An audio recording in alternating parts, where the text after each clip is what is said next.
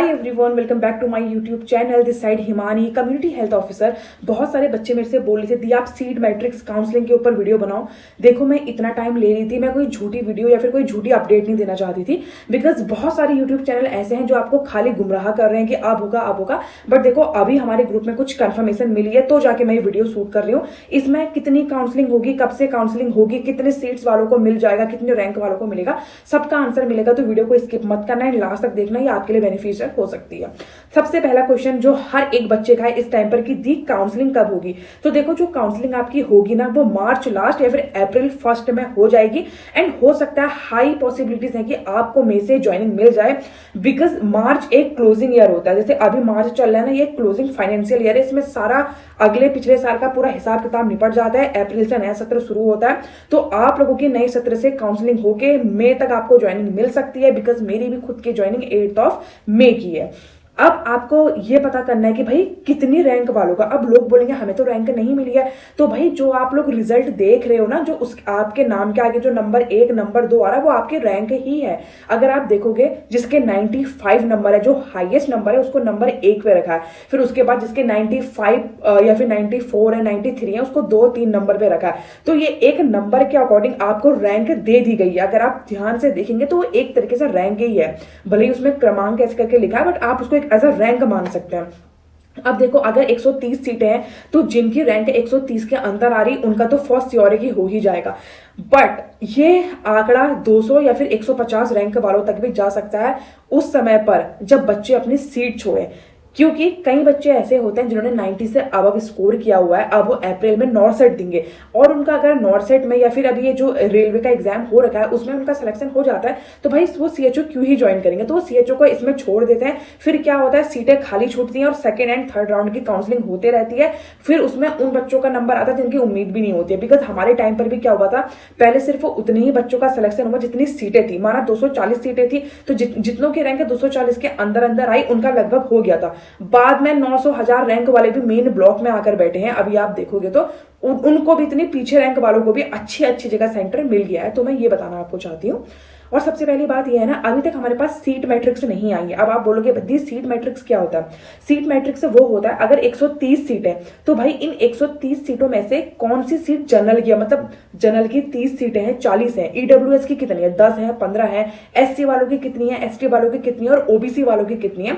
तो अभी तक हमारे पास कोई सीट मैट्रिक्स नहीं आई है जिससे कि हम एक एग्जैक्टली पता लगा सके भाई कितने सीट वालों को मिल जाएगा। बट जितनी सीट्स हैं, अगर आपकी रैंक उसके अराउंड आ रही तो भाई फर्स्ट श्योर है आपका तो हो ही जाएगा। ये आंकड़ा मैं अभी भी बोल रही हूँ 150 या 200 तक जा सकता है, जब मतलब काफी बच्चे क्योंकि सीट छोड़ देते हैं या फिर नहीं लेते हैं। और सबसे पहला एंड इंपॉर्टेंट रूल ये है, काउंसलिंग जब भी आप कराओगे बच्चों, प्लीज अपने होम टाउन पे चीजें ढूंढो। अब आप बोलोगे होम टाउन मतलब नैनीताल रहते हो ना, तो नैनीताल के आसपास सीएचओ में ढूंढो। चलो नैनीताल नहीं मिला तो अल्मोड़ा ढूंढ लो। अब जैसे मुझे हल्द्वानी नहीं मिला तो मैं अल्मोड़ा आ गई, तो मेरे घर से अल्मोड़ा पास है, यहाँ से मेरे घर का डिस्टेंस 4 घंटे है। तो 3-4 घंटे में अगर मैं घर पहुंच रही हूँ तो कोई बुराई नहीं है, ठीक है। मतलब मैं एक दिन में आना जाना कर ले रही हूँ। तो होम टाउन के पास ढूंढोगे, पैसा बचेगा। फिर भी मेरा उतना पैसा नहीं बचता बिकॉज अल्मोड़ा दूर है, यहाँ पे मेरा 350 से 1000 किराया जाता है खाने पीने का अलग। तो अगर आप अपने घर के आसपास सोचोगे और घर से अप डाउन करोगे तो बहुत पैसा बचेगा, मतलब सारा पैसा ही आपका होने वाला है। तो अभी भी मैं बोल रही हूँ, काउंसलिंग जब भी होगी भाई अपने घर के आसपास सीएचओ सेंटर ढूंढे।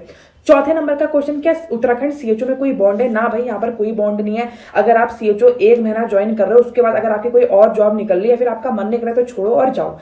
यूपी में शायद 3 या 5 साल का कोई बॉन्ड है, बट उत्तराखंड में ये बहुत अच्छी बात है कि सीएचओ में किसी भी प्रकार का बच्चों कोई बॉन्ड सिस्टम अभी तक तो नहीं है। अगर आपका 1 महीने में अलग जॉब निकलिए, छोड़ो और जाओ, कोई ऐसा कुछ भी नहीं है। तो कोई बॉन्ड सिस्टम नहीं है।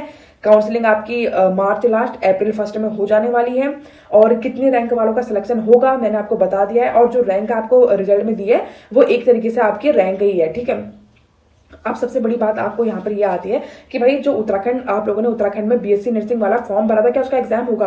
तो देखो, पॉसिबिलिटीज तो है कि होना चाहिए। अब इन्होंने जितना धरना वगैरह कर रखा है, खून से लेटर वगैरह जो भी लिखा है इन लोगों ने, अब हमसे तो पैसे लिए हैं, जिसने भी फॉर्म भरा सबसे पैसे लिए हैं, या तो पैसे वापस आएंगे या फिर एग्जाम होगा।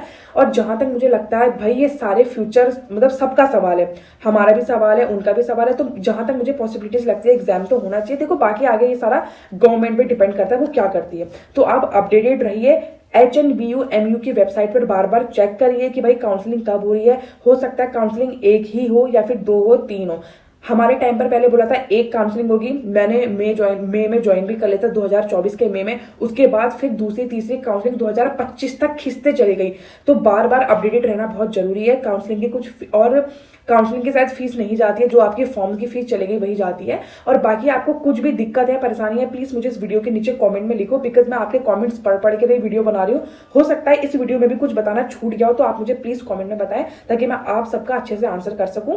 और बहुत सारे बच्चे बोलते हैं भाई CHO की सैलरी कितनी है, तो CHO की स्टार्टिंग सैलरी 40K है, जिसमें कि 25,000 आपको इन हैंड सैलरी मिलती है, 15K आपको इंसेंटिव मिलता है। और वो इंसेंटिव कुछ क्राइटेरिया पर बेस्ड होता है, और इसकी वीडियो मैं ऑलरेडी बना चुकी हूँ। इसके अलावा कोई और जानकारी या इन्फॉर्मेशन चाहिए तो प्लीज वीडियो के नीचे लिखिए। तब तक अपना ध्यान रखिए और एग्जाम की तैयारी करिए, नॉट सेट की तैयारी करिए। अगर किसी चीज का सिलेबस पूछना है तो बेझिझक होकर पूछिए। अपना ध्यान रखिए। Love you all.